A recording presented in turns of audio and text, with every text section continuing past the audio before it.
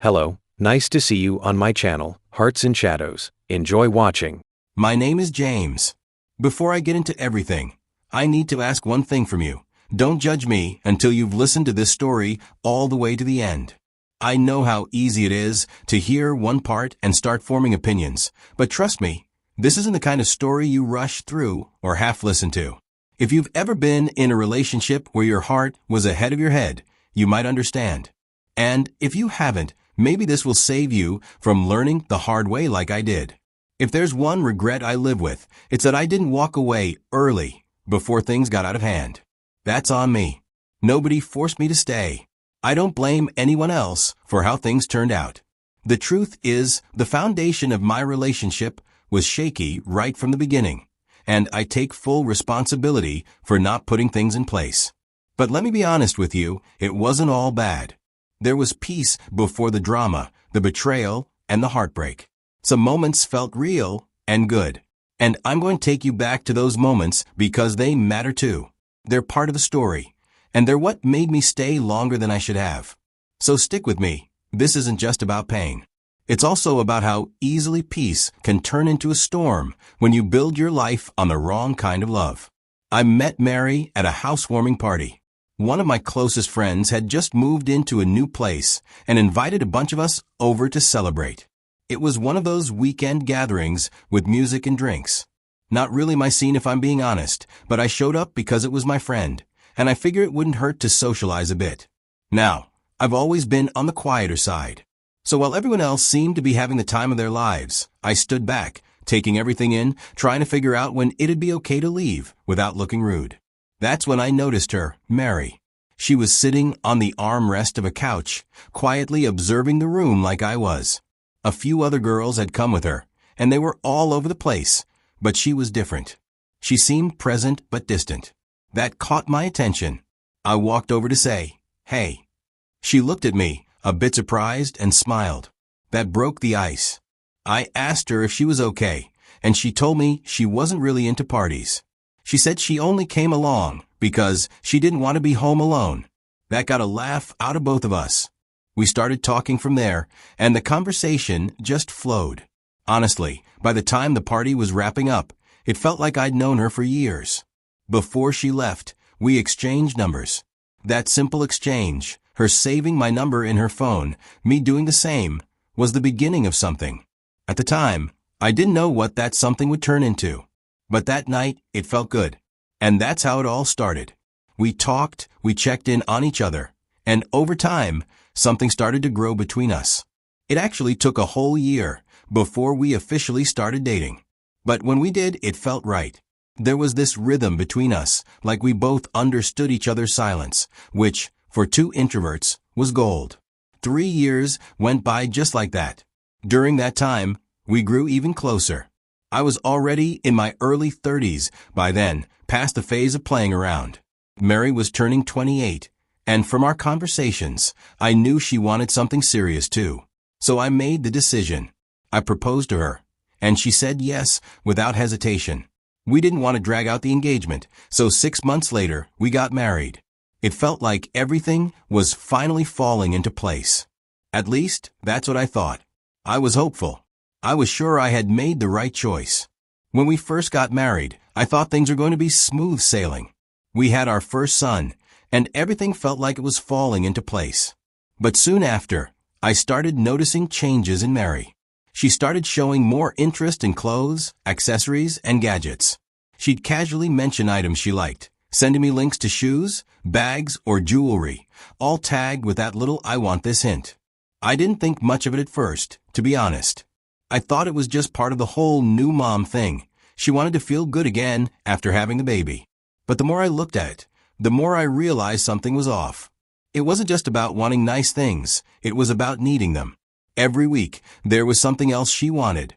"Babe, I need this dress for our anniversary. These shoes are on sale. They're perfect for the summer. I saw this necklace that would look great with my new dress." And here's where I got stupid. I kept buying it all. I kept telling myself, happy wife, happy home. I thought if I made her happy, everything would sort itself out.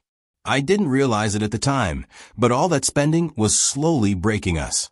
I couldn't save anything, let alone make a down payment on the house we'd been talking about buying. Every time we started making headway, she'd bring up something else she wanted. And I'll be real with you, she wasn't asking for small stuff. No, Mary had a very specific vision in her head. She didn't want just any house. She wanted a big house in a nice neighborhood, somewhere close to good schools and shopping. That kind of house would need a massive down payment, one that we just couldn't afford. I thought it was all part of her having good taste, a desire to live well. She was working hard at home, dealing with a new baby, so I figured, why not spoil her a little? She deserves it, right? It seemed like the right thing to do. But deep down, I started to feel the strain. Things were getting tighter, but I kept pushing through, thinking everything would work out.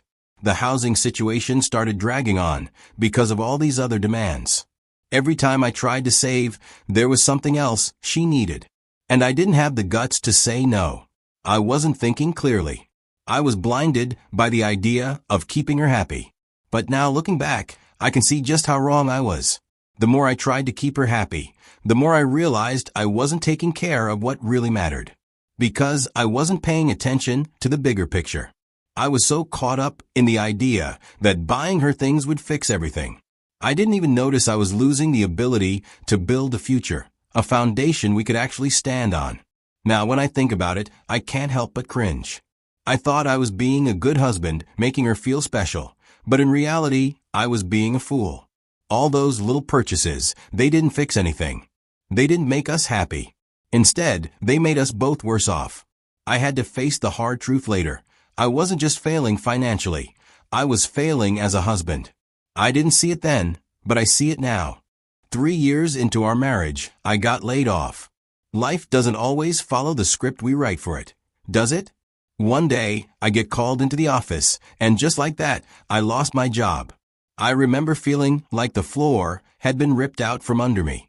At first, I thought it wouldn't be that bad. I figured I'd find something else. After all, I had a good track record, right? But the truth is, I was already living on leverage, and that was a huge mistake. We didn't have any substantial savings, just enough to get by from day to day. I was so focused on the now, on keeping Mary happy, on trying to fulfill her never-ending list of wants, that I didn't plan for the worst. And when the worst hit, we were caught with nothing but bills and promises we couldn't keep. I thought I'd get another job quickly. I mean, how hard could it be? But life had other plans. The job market was tight, and after a few months of scrambling to get interviews and network, I started to feel the weight of reality. My savings dwindled fast, and Mary's patience, well, it wasn't holding up either. She'd nag me constantly. Every time I walked in the door, there was something to complain about. I could barely get a word in without hearing how she expected me to do something. In her eyes, I wasn't doing enough because we didn't have money. I wasn't working hard enough, fast enough, or smart enough. It was like I had become this walking failure in her eyes, and I couldn't shake that feeling. But here's the thing, I wasn't lazy. Not at all. I was trying everything I could. I picked up side gigs, tried to freelance, and took on any job I could find. Some of it was stuff I hated, but I didn't care. I just wanted to make ends meet. But every time I made a little money, it disappeared just as fast because Mary's demands never stopped. It was like trying to fill a bottomless pit. One week, I'd barely scrape enough together to pay for groceries, and the next, she'd be asking for something new. And I'd foolishly try to make her happy, thinking I could fix things by giving her what she wanted. I thought if I just gave her enough of those things, maybe it would quiet her down for a bit. But it never did. We ate through the last of what we had, and that's when it hit me. I was in a deep hole, a hole I dug myself. So, I'm going to give you one piece of advice that I wish I had heard back then. Don't be like me. Don't think that just because you're in love, you can fix everything by throwing money at it. Don't ignore the warning signs that you're digging yourself into a financial grave, thinking it'll all work out. I had a chance to step back, take a breath, and make a better plan, but I didn't. Instead, I kept pushing myself into a corner, trying to keep up with a life I couldn't afford. And now, well, I was paying the price. One day, I came home from work, tired as usual.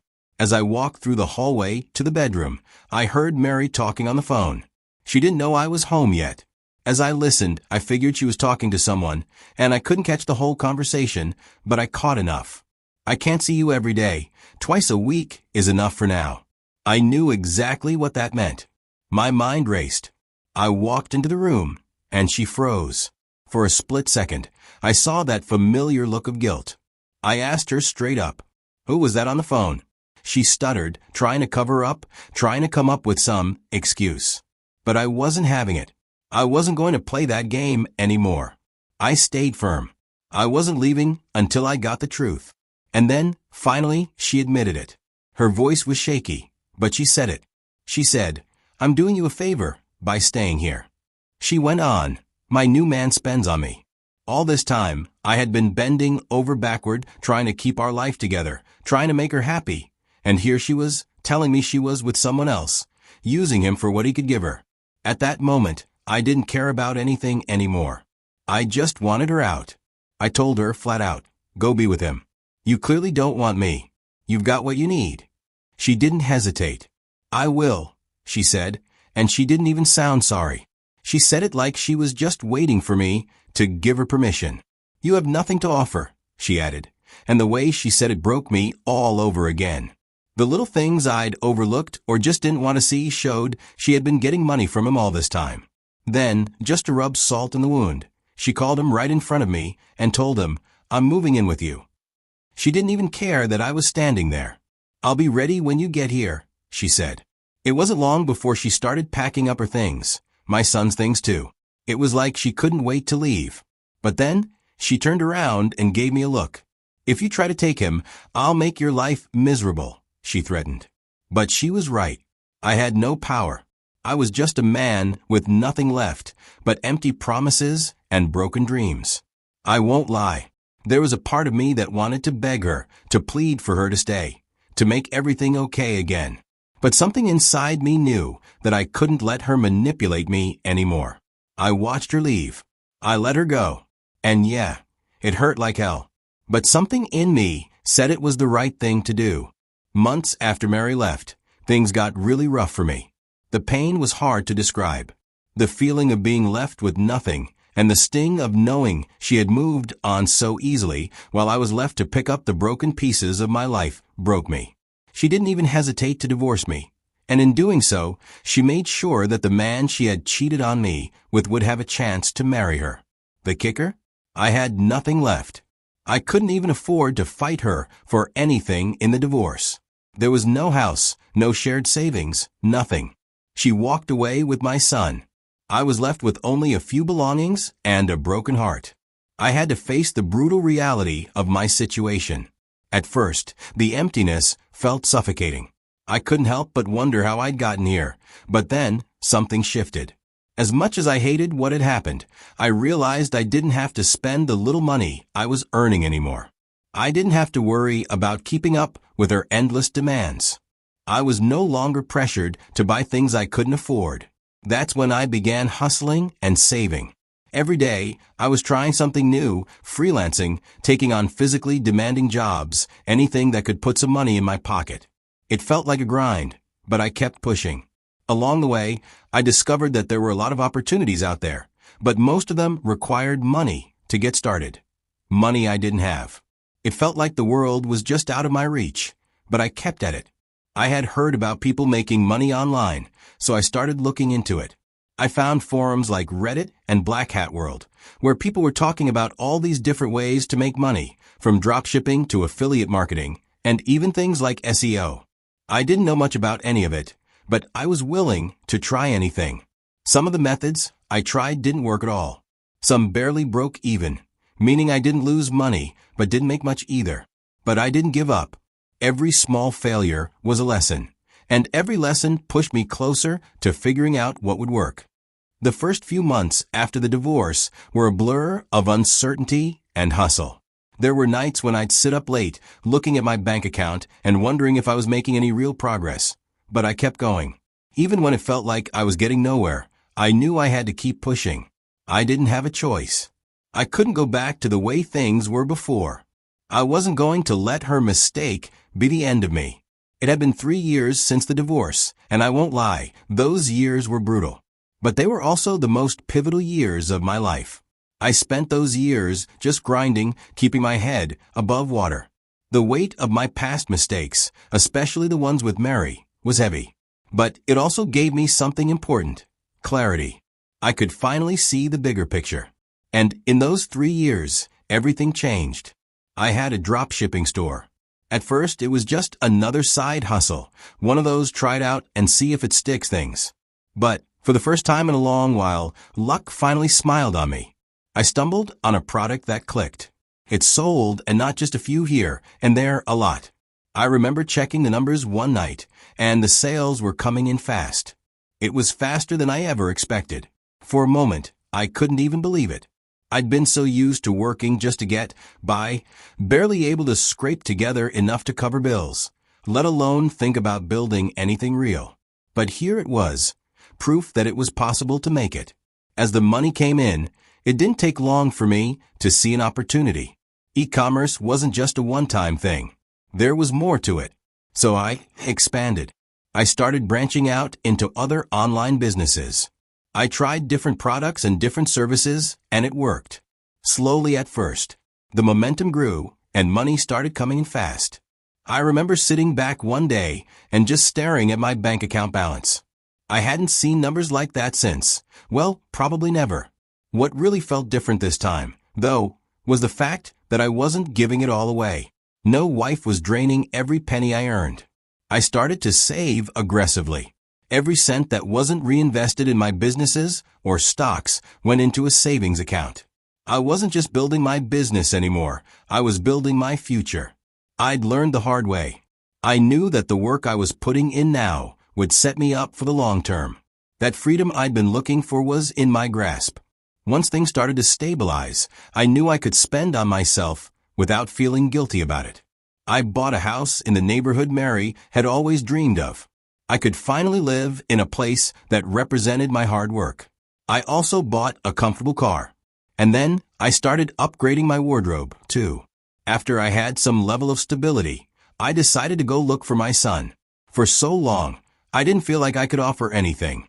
Back when I had nothing to give, I figured maybe he was better off with Mary, my ex-wife. When I found him, he wasn't in a good place. I had missed so much, and it was all staring back at me in his eyes. I eventually found out about Mary's life since she left. What I discovered didn't surprise me. The man she ran off with didn't exactly turn out to be the prince she was hoping for. She thought he was going to marry her. She really believed that. Turns out he was already married with kids in another state.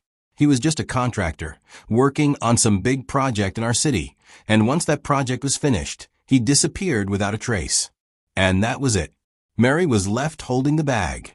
All that future she dreamed about, gone. I wasn't expecting to find her the way I did, though. When I saw her again, she still had her beauty. Sure, but she had aged, probably from the hardships that life had thrown her way. I told her I wanted my son back. He didn't belong there with her, not in the state she was in. She hadn't been stable for a long time. That's when she looked at me, with a mix of confusion and desperation. She asked, "What about me?" I didn't even flinch. I just asked her, "What about you, what?" She tried to reason with me, saying, "Won't you take back your full family now that things are good?" It was almost laughable. I didn't even feel pity. I simply told her, "You're not my family." I couldn't be dragged into that web of guilt and manipulation anymore. Mary broke down right there. She cried, saying how confused she had been, how the man had tricked her, how he had lied to her. She was trying to make herself the victim again, just like she had when she left me. But I wasn't buying it. I wasn't about to let her use me for the second time. I pulled my hand away from hers and said, "When I had nothing, you had options. Now that I have everything, I have options, too. And I choose peace, not pain." That's when it turned ugly. She started screaming, accusing me of trying to take my son away from her. She told me I had abandoned them all these years and that I was selfish for wanting to take him now. It was the same old story, but this time I wasn't going to get caught up in it. I didn't argue. I didn't try to explain myself. I simply said, "Fine, we'll let the courts decide." So she took me to court. She filed a lawsuit, claiming that I had abandoned them both, that I'd been a terrible father who had left her to raise our son on her own. It was the most absurd thing I'd ever heard. I didn't take it lightly. I knew this battle was going to be tough, especially with how the system often favors women in custody cases. But I had no choice. I wasn't going to let her keep my son for me. He deserved better, and so did I. I hired the best lawyer I could afford. He laid out the facts with precision, showing the court exactly how the marriage ended. First, there was her cheating. She had been openly carrying on an affair while I was doing everything I could to keep the family afloat. Then came her abandonment. She walked out on me, and she walked out on our son without a second thought. And finally, her unstable condition. She was living in a mess. It was clear that she couldn't provide a stable environment for our son. The judge listened. He took into account everything I had gone through, everything I had fought for. He saw how unstable Mary was, and how I had managed to pull myself out of the mess she'd left behind. The ruling came down in my favor. I got custody of our son. Mary didn't take it well, of course. She tried to contest the ruling. She threw every accusation at me, hoping to change the judge's mind. But the truth was out, and there was no changing that. Her legal bills piled up. She thought that if she won custody, she could use the money from the compensation to pay off her debts. But her plan backfired. Then, out of desperation, she sued me for alimony. She thought she could squeeze some more money out of me, but that case was thrown out too. You see, in our state, alimony is only granted if the marriage has lasted a certain number of years. Our marriage didn't meet that requirement.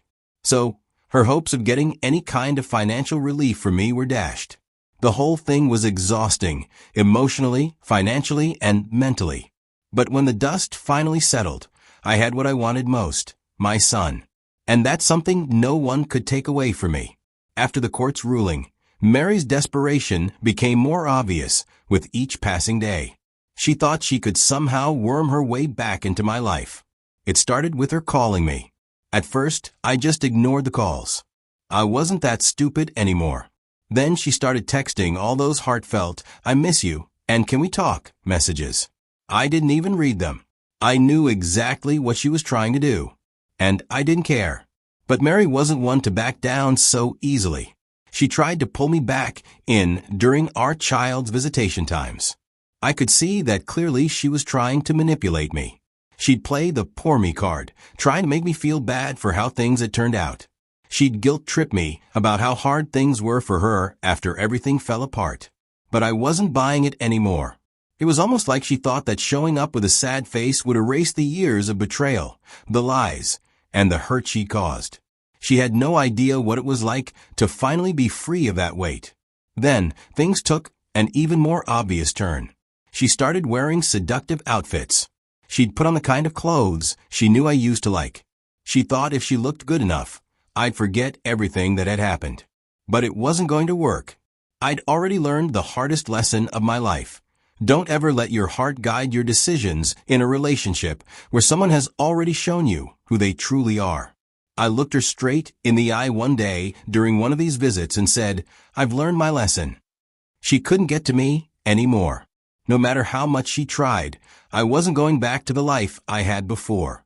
That was the turning point for me. Looking back now, I'll say it straight. Those years she was gone were the worst and the best of my life. They were the worst because of all the pain. I was humiliated, betrayed, and left with nothing. But they were also the best because those years gave me the time and space to truly wake up. I had to figure out who I was again without her constantly demanding things from me, without being tied down to the life I thought I was supposed to have. Those years of suffering were the crucible where I forged the man I am today, the man who built a life for himself, made money, found peace, and became independent in ways I never thought possible. So, as much as I hated the pain, it forced me to grow in ways I needed. Now Mary and I still co-parent. That's about it. We're not friends, we're not back together, and I don't want to be part of her life anymore. She's a part of my past, and that's where she stays. I focus on my son, and I focus on my life. And that's the way it has to stay.